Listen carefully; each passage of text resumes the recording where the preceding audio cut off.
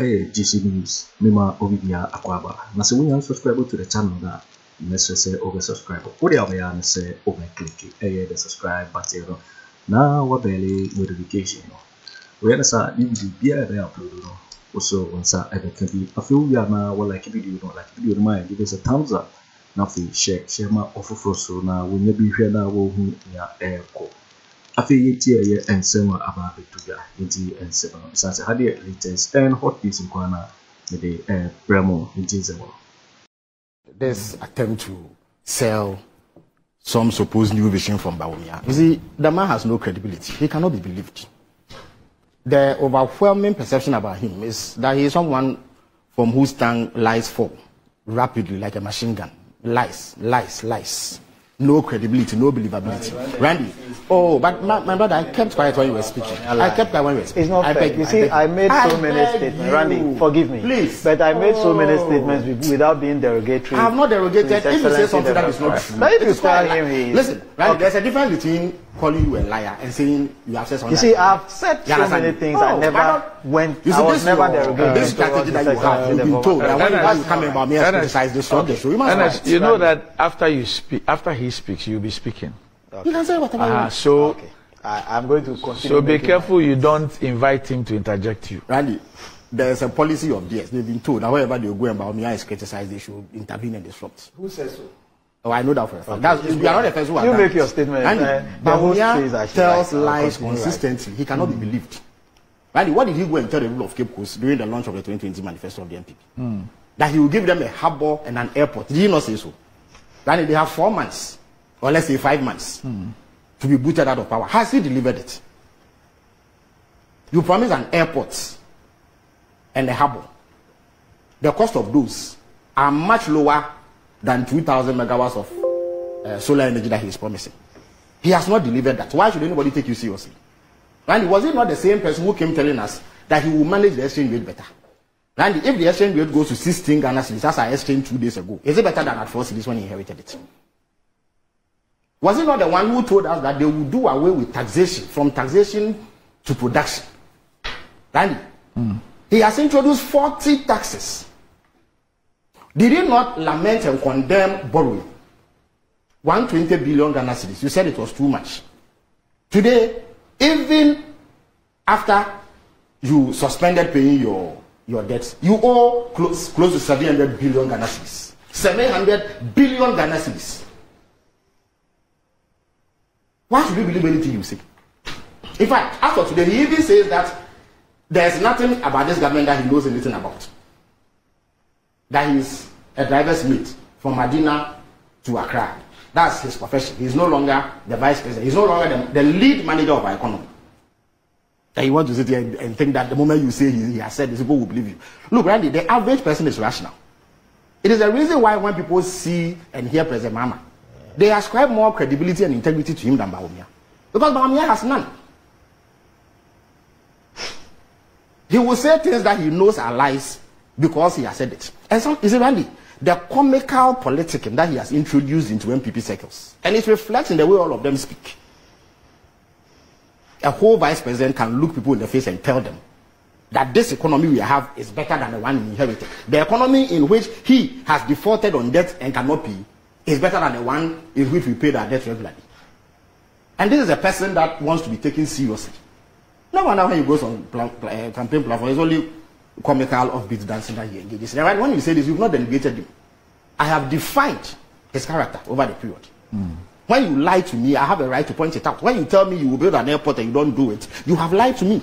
And therefore, when you come and say anything else, you cannot believe. So the fundamental point upon which he will be assessed in this election is that what did he tell us in 2016 and what has been delivered?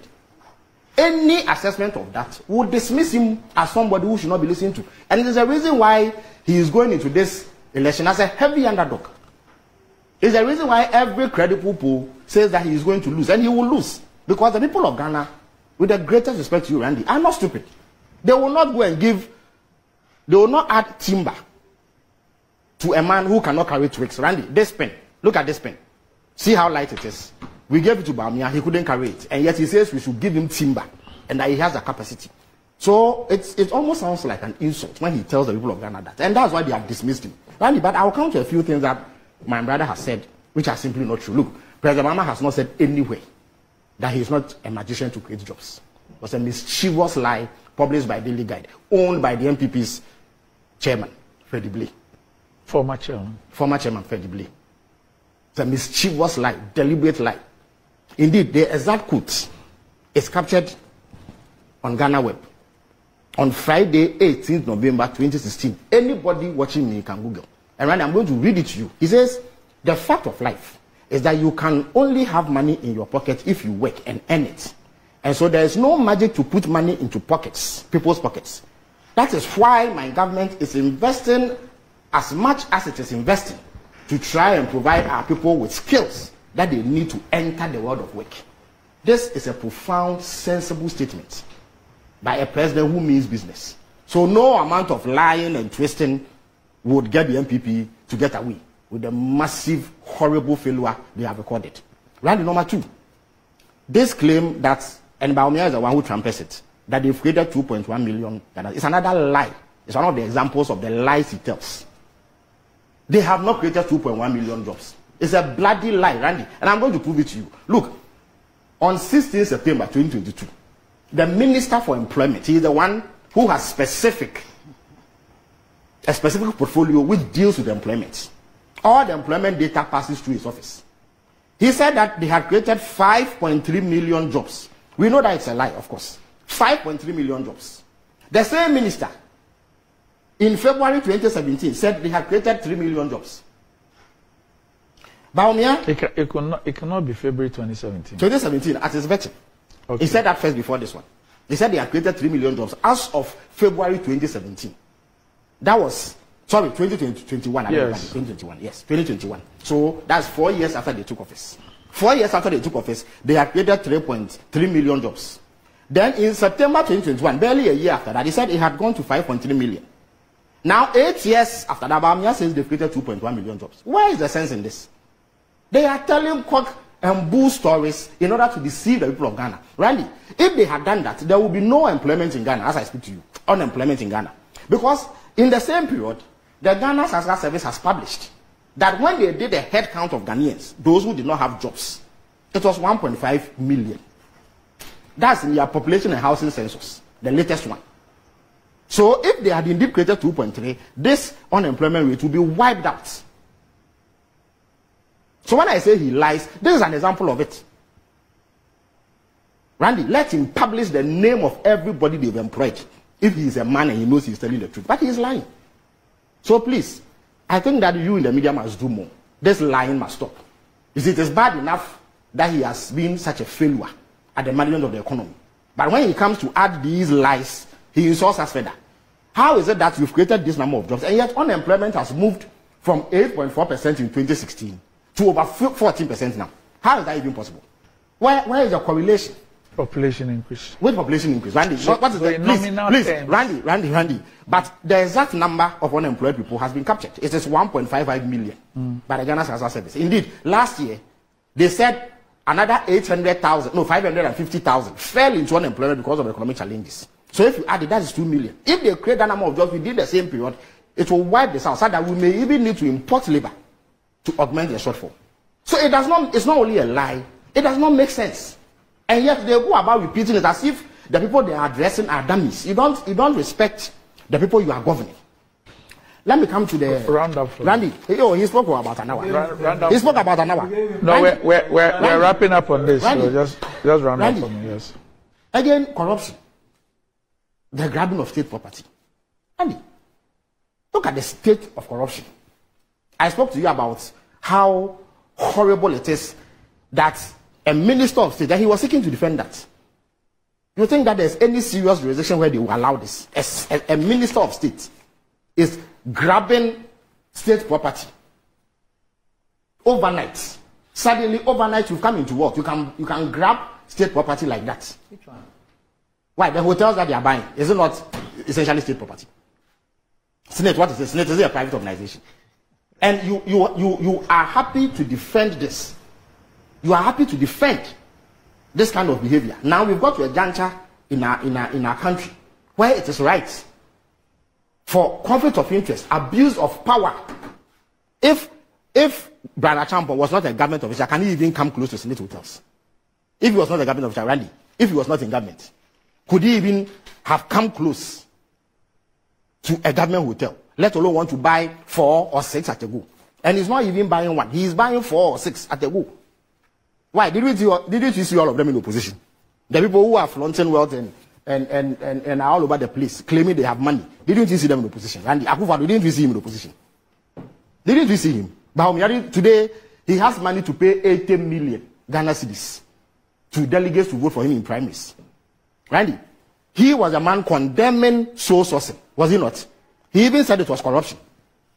He becomes vice president, and his brother, Abraham Bawumia, is now the recipient of inflated soul source contracts. That's why I told you that he has no credibility and must be dismissed by the electorate. In opposition, he decried soul sourcing. He said that it was a source of corruption. And I can pull it for you from his Twitter handle. Today, his brother has become a contractor overnight and is getting inflated sole source contracts. He gets his payments first before anybody else under this government. So when Bawumia is able to cough up 80 million to pay delegates, you know exactly where the money comes from. You are fleecing the state. You flaunt corruption in our face.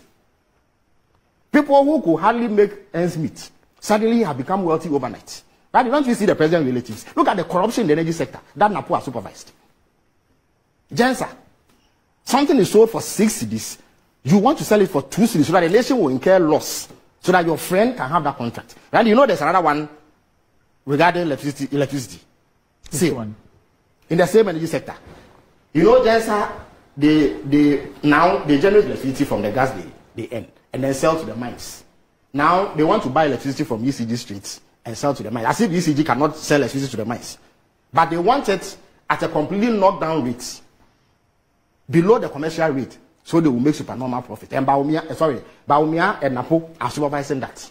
Was it not Bawumia who lowered the conditions precedent, which called for a bank guarantee in the PDS deal, and made it possible for people who did not have the capacity to earn leverage in ECG, make billions, run it down, live with the money, and have not refunded it? And because of that, we lost the Millennium Challenge account.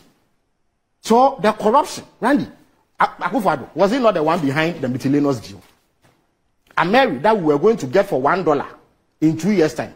They wanted to renew you for $1 billion under shady circumstances. When they were caught red-handed, the excuse was that Akufo-Addo was on away. Meanwhile, it was his executive secretary who signed the letter to Parliament. The moving Pina scandal. Randy, are there not certified visa fraudsters in this government? You are in the sporting fraternity. The people not go and pose like sports journalists like yourself in Australia, sent there by government officials. The president says that he has asked the CID to look into it. On the eve of an MPP conference where people in the Volta region make a bit of noise, he says that the person who was accused was not the one who orchestrated it. Yes, but he won't tell us who orchestrated it. Randy, he speaks about judgment debts. You see, Randy, this government, have they not incurred a $170 million judgment debt that must be paid? And if you have $170 million to pay, why won't you budget for it? Yet they said that the NEC had a budget line for judgment debt, so it is wrong. You see, that's why I spoke about comical politicking. Shallow politicking. They say things that make no sense. Right? The $170 million that they are supposed to pay to GP, CG. 170 million. If they have to spend 170 million, will it not go into the budget of the government of Ghana? Randy, yes or no? So if it goes there, does that mean that they have done any wrong? Oh, I beg your pardon. Randy, if it goes there, does that mean that they have done wrong by merely budgeting? Forget about the fact that they have caused loss. And people like Ofedami and Co will also answer for it. But the very fact that you have that debt on your head, you must budget for it. So we had a debt with CP, which we needed to pay, and so you make a budget for. And because it was in the budget, they say we have put judgment debts in the budget. So that was wrong. Shallow politicking. Politicking that has no respect for people's sensibilities.